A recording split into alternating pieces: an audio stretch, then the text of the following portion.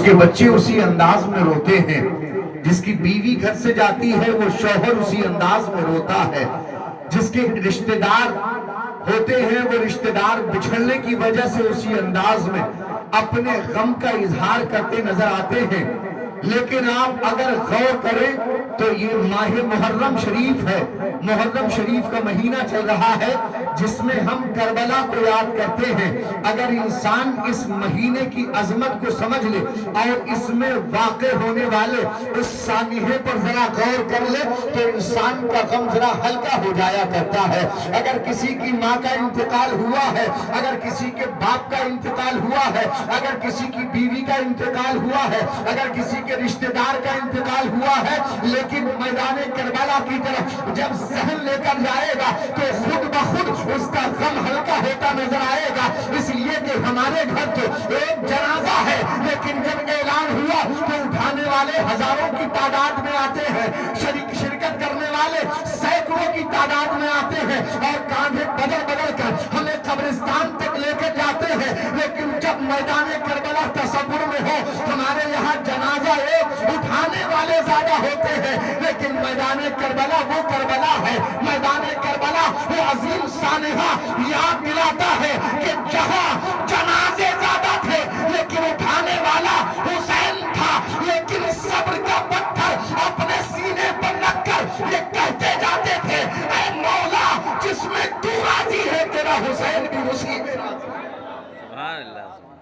یہاں جنازہ ایک، اٹھانے والے زیادہ، وہاں جنازے زیادہ، اٹھانے والے امام علی مقام، اٹھانے والے امام حسین۔ کیسا صبر تھا حسین کا، کیسی جرت تھی حسین کی، کیسی استقامت عطا کی تھی اللہ نے حسین کو، کیسی قوت عطا فرمائی تھی حسین کو۔ لیکن ہم جب کربلا کی طرف دیکھتے ہیں تو ہمارا غم ہلکا ہو جاتا ہے، ہمارا بے چین دل کہیں نہ کہیں قرار پاتا نظر آتا ہے۔ لیکن انسان کو یہ چاہیے کہ جب گھر میں جنازہ ہو، محلے میں جنازہ ہو، احباب میں جنازہ ہو، رشتہ دار میں کسی کا انتقال ہو گیا ہو تو ذرا اس میت کو دیکھ کر اپنے آپ کو سنوارنے کی کوشش کرے، اپنے آپ کو سدھارنے کی کوشش کرے۔ آئیے کس انداز میں سدھارنا ہے، کس انداز میں اپنے آپ کو سمجھانا ہے۔ اللہ کے نبی تشریف فرما ہے، صحابہ کرام کا مجمع ہے، مصطفیٰ جان رحمت سرور کائنات نے اپنے پیارے صحابہ سے سوال کیا اکلکم یحب ان يدخل الجنہ، سوال امام الانبیاء نے کیا، اور جن سے سوال کیا وہ انبیاء کے بعد سب سے افضل جماعت صحابہ کی جماعت۔ نبی پوچھتے ہیں کیا تم میں سے ہر ایک شخص یہ چاہتا ہے کہ وہ جنت میں داخل ہو جائے؟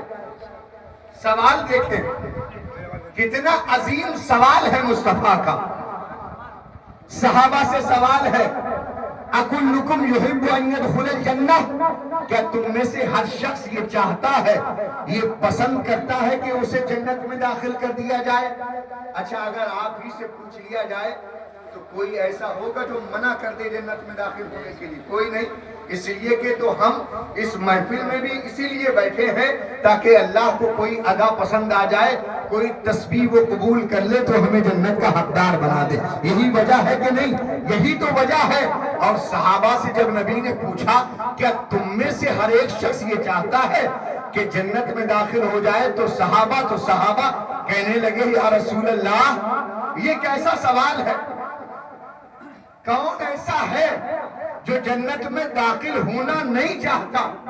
کون ایسا ہے جو جنت جانا نہیں چاہتا؟ یا رسول اللہ ہم سب جنت میں داخل ہونا چاہتے ہیں۔ تو مصطفیٰ نے ارشاد فرمایا اگر جنت میں داخل ہونا چاہتے ہو تو 3 کام کر لو۔ کتنے؟